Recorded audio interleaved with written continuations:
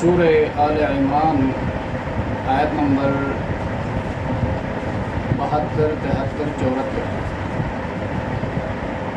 نحمده ونصلي على رسوله الكريم اما بعد فاعوذ بالله من الشيطان الرجيم بسم الله الرحمن الرحيم وقالت طائفة من أهل الكتاب آمنوا بالذي أنزل على الذين آمنوا وجه النهار واكفروا آخره لعلهم يرجعون ولا تؤمنوا إلا لمن تبع دينكم قل إن الهدى هدى الله أن يؤتى أحد مثل ما أوتيتم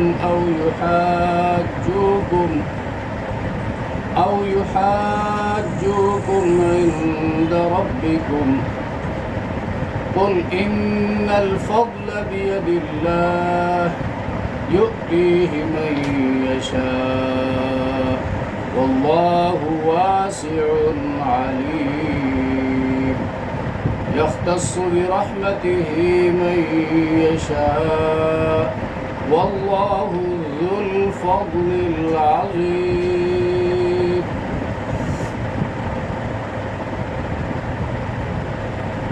آل عمران آیت نمبر 72 کا 74 کا لفظی ترجمہ. وقالت اور کہا طائفہ گروہ کو کہتے ہیں، جماعت کو کہتے ہیں، من اہل الکتاب اہل کتاب میں سے، یہودیوں اور عیسائیوں میں سے. اب یہاں پر مفسرین فرماتے ہیں اشارہ خیبر کے یہود اور قبیلہ غرینہ کی طرف. آمنو کیا کہا؟ ایمان مصدر ہے، اسے آمنو جمع مذکر امر کا صیغہ ہے، تم ایمان لاؤ، بالذی اس چیز کے ساتھ، انزلا یہ انزال سے ماضی مجہول واحد مذکر غائب کا صیغہ ہے، نازل کیا گیا، اتارا گیا، علی الذین ان لوگوں پر، آمنو جو ایمان لائے ہیں، وجہ النہاری وجہ اصل میں چہرے کو کہتے ہیں، جس سے انسان کی شناخت ہوتی ہے، تو ہر چیز کا بہترین حصہ، تو دن کا بہترین حصہ وہ صبح کا وقت ہوتا ہے. وجہ النہار دن کے اول حصے میں، وَاکْفُرُوا اور انکار کرو اس کا، آخرہ دن کے آخری حصے میں، لعلہم لعل امید ہے کہ وہ یرجعون لوٹ آئیں. ولا تؤمنوا لا تؤمنوا فعل نہیں ہے مضارع جمع مذکر حاضر، آمن یؤمن ایمانا اور ایمان نہ لاؤ، لا تؤمنوا الا کلمہ استثناء ہے، مگر من موصولہ ہے، تبع دینکم تبع یہ تبعا مصدر سے ہے، ماضی واحد مذکر غائب، مگر جو تابعدار ہو، جو مانے پیروکار ہو، دینکم مضاف مضاف الیہ ہے، دینکم تمہارے دین کا. قل ان الفضل ان الہدی کہہ دیجئے پیغمبر، ان بے شک الہدی یہ اس میں مصدر ہے، الف لام جو ہے یہ جامعیت کے لیے ہے، یعنی کامل ہدایت، ہدی اللہ اللہ کی ہدایت ہے. ان یؤتی احد مثل ما اوتیتم، ان مصدریہ ہے، یؤتی ایتاء مصدر سے ہے، یہ یؤتی مضارع کا صیغہ ہے، مجہول ہے، واحد مذکر غائب ہے، احد کسی کو، یعنی ان یؤتی یہ کہ دیا جائے کوئی، مثل ما ایسی ہی چیز، ایسی ہی بات، اوتیتم یہ ایتا ان سے ماضی مجہول جمع ذکر حاضر کا صیغہ ہے، تم کو دیا گیا.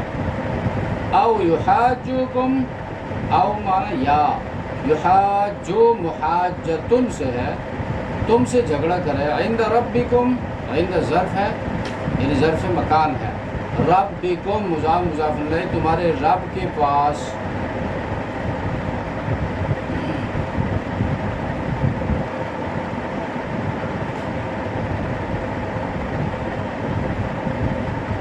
قل کہہ دیے پیغمبر، یہ قول سے، قول مصدر سے، قل امر کا صیغہ واحد مذکر، آپ کہہ دیجئے ان الفضل بید اللہ، ان الفضل بے شک، فضیلت مہربانی، نبوت بید اللہ اللہ کے ہاتھ میں ہے، یؤتیہ مضارع واحد مذکر غائب، ہی ضمیر جو ہے واحد مذکر غائب، وہ دیتا ہے من یشاء، من موصول یشاء، من موصولہ ہو تو جس کو، یشاء مشیۃ مصدر سے مضارع کا صیغہ ہے واحد مذکر غائب، یعنی اے محمد آپ ان یہود اور دیگر گروہوں کو بتا دیجئے کہ فضیلت نبوت جو ہے اور دیگر تمام فضائل کا مالک صرف اللہ ہے، وہ جسے چاہتا ہے عطا کرتا ہے، یہ فضائل کسی قوم کے ساتھ خاص مخصوص نہیں ہے، واللہ اور اللہ واسع بہت وسعت والے اور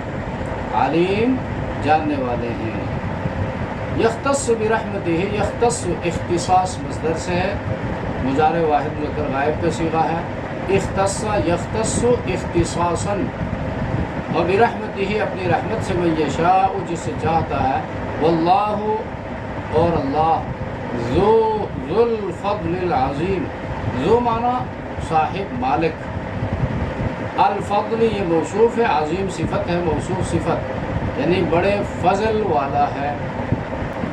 ان آیات میں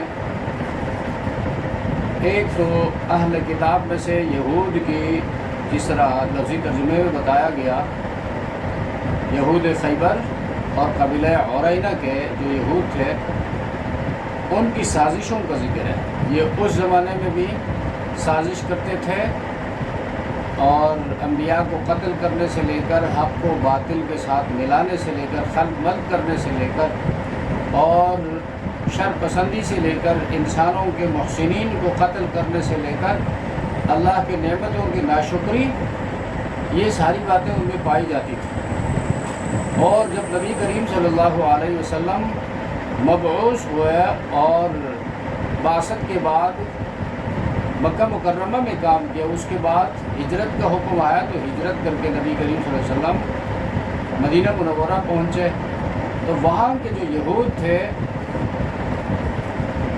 انہوں نے سازشیں شروع کر دی کہ اب یہ پیغمبر جو ہے محمد جو آیا ہے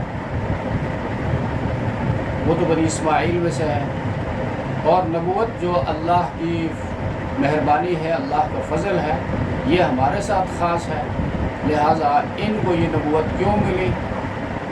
اب یہاں پر یہ بات بھی سمجھنے کی ہے کہ بنی اسرائیل اور بنی اسماعیل یہ آپس میں چچا زاد بھائی ہیں۔ بنی اسرائیل یعقوب علیہ السلام کی اولاد، اور یعقوب علیہ السلام بیٹا ہے حضرت اسحاق علیہ السلام کا، اور بنی اسماعیل محمد رسول اللہ صلی اللہ علیہ وسلم حضرت اسماعیل علیہ السلام کی اولاد میں ہیں، اور اسماعیل علیہ السلام اور اسحاق علیہ السلام دونوں بیٹے ہیں حضرت ابراہیم علیہ السلام کے، اور اسماعیل کی والدہ اور اسحاق کی والدہ وہ جدا جدا ہیں۔ اسماعیل علیہ السلام کی والدہ کا نام ہاجرہ ہے اور اسحاق علیہ السلام کی والدہ کا نام سارہ ہے، اور اسحاق علیہ السلام کے لیے ابراہیم علیہ السلام نے بیت المقدس تعمیر فرمایا تاکہ وہاں رہ کر دین کا کام کرے، اور اسماعیل علیہ السلام کے لیے بیت اللہ تعمیر فرمائی تاکہ وہ یہاں رہ کر دین کا کام کرے، یعنی ایک مرکز کعبۃ اللہ اور بیت المقدس دوسرا مرکز، دونوں کی تعمیر حضرت ابراہیم علیہ السلام نے فرمائی ہے۔ لیکن بعد میں یعنی موسیٰ علیہ السلام کے بعد بنی اسرائیل میں بگاڑ آیا اور انہوں نے دین کو ایک گروہی دین بنایا، الہی دین نہیں۔ اس سے پہلے انبیاء جو آتے رہے انہوں نے اس بات کی دعوت دی کہ دین جو ہے وحی کا سرچشمہ، نبوت کا سرچشمہ اللہ تبارک و تعالیٰ کی ذات ہے۔ وہ جس کو نبی بناتے ہیں، رسول بناتے ہیں، جس کے اوپر وحی نازل فرماتے ہیں، وہی اللہ کا پیغمبر ہو سکتا ہے، اور وحی اسی کی طرف سے ہے، چاہے وہ جس پر آئے اس کی تابعداری ہونی چاہیے، اس کی اطاعت ہونی چاہیے۔ لیکن ان لوگوں نے اس الہی دین کو گروہی دین بنایا۔ انہوں نے کہا کہ جنت جو ہے وہ ہمارے باپ دادوں کی میراث ہے، کوئی جائے نہ جائے ہم تو ضرور جائیں گے، اگرچہ کتنے گندے اعمال میں لت پت کیوں نہ ہو۔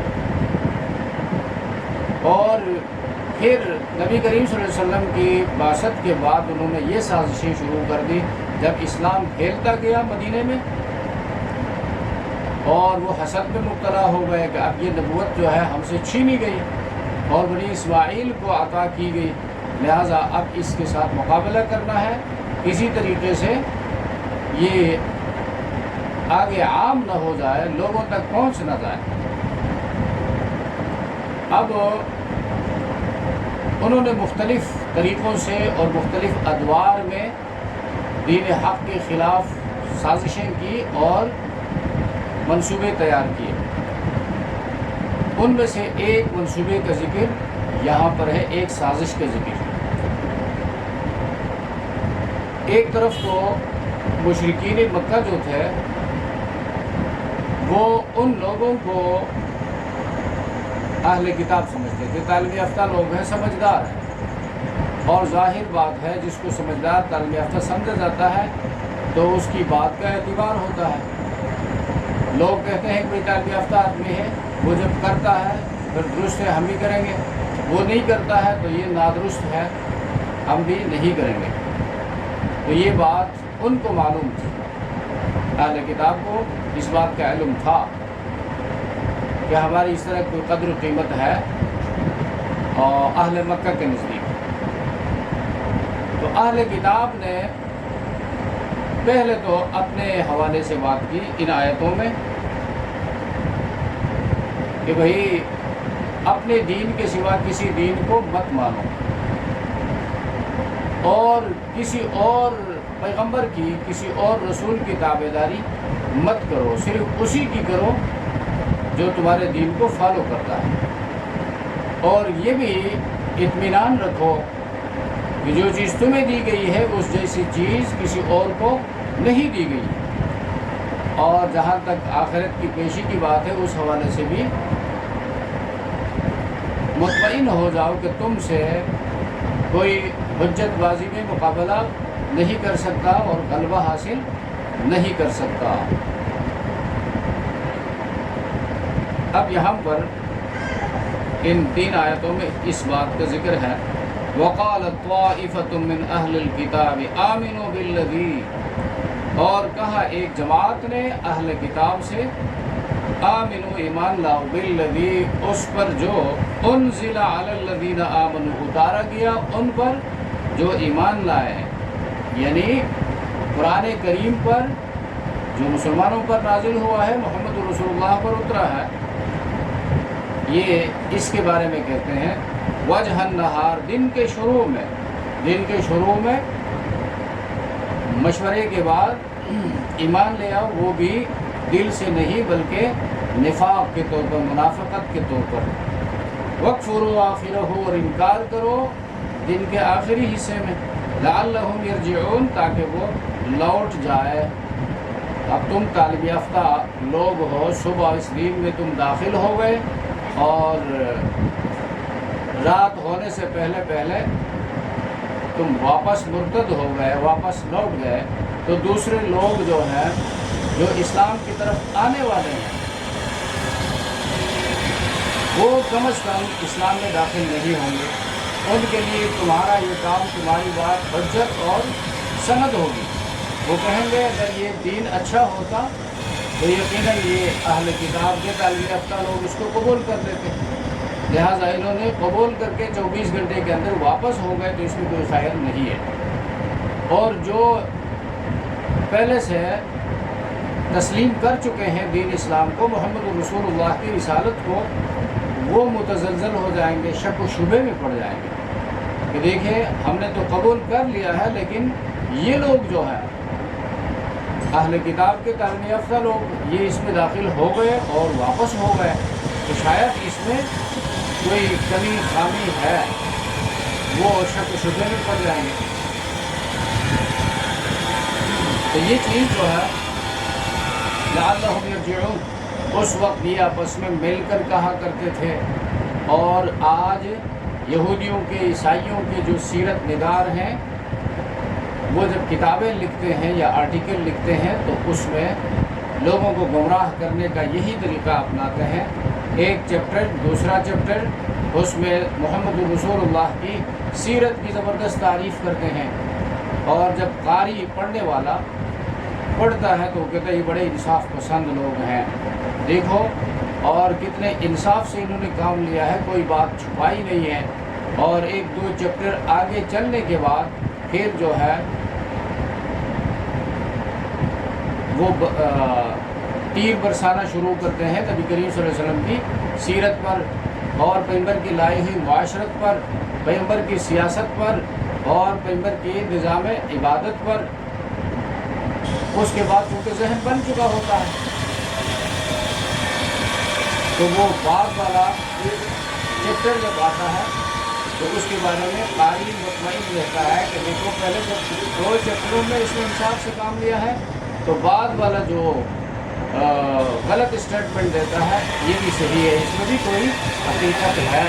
تو اس حوالے سے مسلمان قاری جو ہے اس کا ایمان متزلزل ہوتا ہے اور شک و شبے میں وہ پڑ جاتا ہے پیغمبر کی سیرت کے حوالے سے۔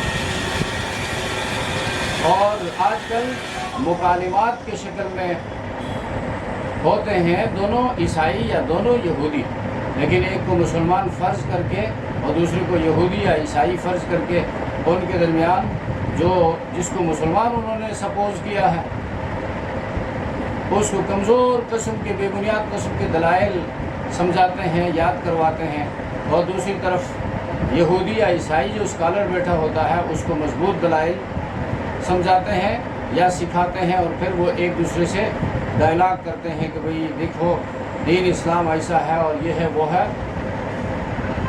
یہ ساری سازشیں اس وقت سے چل رہی ہیں اور یہ ان لوگوں کا مزاج ہے۔ اور اسلام کے مزاج میں چونکہ جب ایک دفعہ بندہ اسلام میں داخل ہو جائے وہ پھر کبھی بھاگتا نہیں ہے، اور یہ بات مسلمانوں کو معلوم ہے، چونکہ ابو سفیان جب اسلام نہیں لائے تھے تو ہرقل کے پوچھنے پر ابو سفیان نے اس بات کا اقرار کیا تھا۔ ہرقل نے یہ پوچھا تھا هل يرتد احد من سخطة هل يرتد احد منهم سخطة لدينه بعد ان يدخل فيه۔ ابو سفیان سے ہرقل نے پوچھا تھا کیا کوئی محمد کے لائے ہوئے دین میں داخل ہونے کے بعد پھر بیزار ہو کر نکلتا ہے؟ ابو سفیان کا جواب تھا نہیں، کوئی نہیں نکلتا۔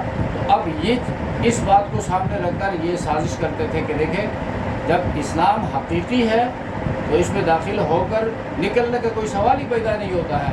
جب یہ یہودی اور عیسائی علماء ان کے اسکالرز اس میں صبح کو داخل ہو گئے اور صبح ہونے سے رات آنے سے پہلے بھاگ گئے تو اس کا مطلب یہ ہے کہ یہ صحیح معنوں میں دین اسلام ہے ہی نہیں، یہ دین ابراہیمی ہے ہی نہیں۔ اور پھر بعض مفسرین نے یہ بھی فرمایا ہے کہ یہ نفاقاً کرتے تھے، اس کا ذکر سورہ بقرہ میں گزر چکا ہے۔ وَإِذَا لَقُوا الَّذِينَ آمَنُوا قَالُوا آمَنَّا، وہ جب ایمان والوں سے ملتے ہیں تو کہتے ہیں ہم ایمان لائے، ہم تمہارے ہیں۔ إِنَّا مَعَكُمْ وَإِذَا خَلَوْا إِلَىٰ شَيَاطِينِهِمْ، جب وہ اپنے لیڈروں سے ملتے ہیں، شیطان کہا ہے ان کے لیڈروں کو، قَالُوا إِنَّا مَعَكُمْ إِنَّمَا نَحْنُ مُسْتَهْزِئُونَ، ہم تو تمہارے ساتھ ہیں اور ہم ایسے مذاق کر رہے ہیں مسلمانوں کے ساتھ۔ اور تیسری بات یہاں پر یہ بھی کہی گئی ہے، مکالمہ جس طرح بتایا گیا، مکالمہ اسلام کے احکامات کو دو حصوں پہ تقسیم کر کے دو حصوں میں. وہ کہتے تھے جو چیز تمہارے دین کے موافق ہو اس کو مانو اور جو مخالف ہو اس کو چھوڑ دو. اور اس کی بھی رد قرآن کریم نے کی ہے. افتؤمنون ببعض الکتاب وتکفرون ببعض. کیا تم مانتے ہو کتاب کے بعض حصے کو اور بعض کو انکار کرتے ہو, نہیں مانتے ہو. اور یہ مضمون بھی سورہ بقرہ آیت نمبر 91 میں بیان ہوا ہے. قالوا نؤمن بما انزل علینا. وہ کہتے ہیں اہل کتاب ہم مانتے ہیں اس کتاب کو, اس وحی کو جو ہمارے اوپر اتاری گئی. وَيَكْفُرُونَ بِمَا وَرَاءَهُ. اور انکار کرتے ہیں جو اس کے علاوہ ہے. اب یہ آیت جو ہے وَلَا تُؤْمِنُوا, پہلے انہوں نے یہ کہا, یہ منصوبہ بنایا اور منصوبے کا پہلا حصہ یہ ان کو ٹریننگ دی. یہ مطلب نہیں کہ دو بندوں کو بٹھا کر آگے بھیج دیا. باقاعدہ ایک سوچی سمجھی اسکیم کے تحت انہوں نے اسلام کو ڈیفیٹ کرنے کی, شکست دینے کی یہ کوشش. اب اس کی مختلف صورتیں چل رہی ہیں بین الاقوامی سطح پر. وَلَا تُؤْمِنُوا إِلَّا لِمَنْ تَبِعَ دِينَكُمْ. اور مت مانو, لا تؤمنو, اور مت مانو الا لمن تبع دینکم, مگر اس کی جو پیروی کرے تمہارے دین کی, پیروی کرے تمہارے دین کی, یعنی یہودی بنے یا عیسائی بنے تو پھر اس کی پیروی کرو. قل ان الہدی ہدی اللہ, کہو بے شک ہدایت اللہ کی ہدایت ہے. یہ درمیان میں اس کو کہتے ہیں جملہ معترضہ. ہدایت کو وہ لوگ اپنے اندر اپنے گروہ میں بند کرتے تھے,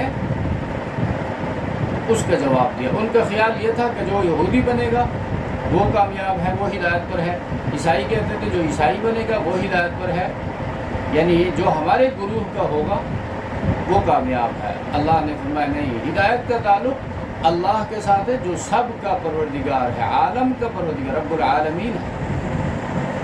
اس کا کسی گروہ کے ساتھ تعلق نہیں ہے. اور تو جو ہدایت اس کی طرف سے ہے وہی کامل ہدایت ہے.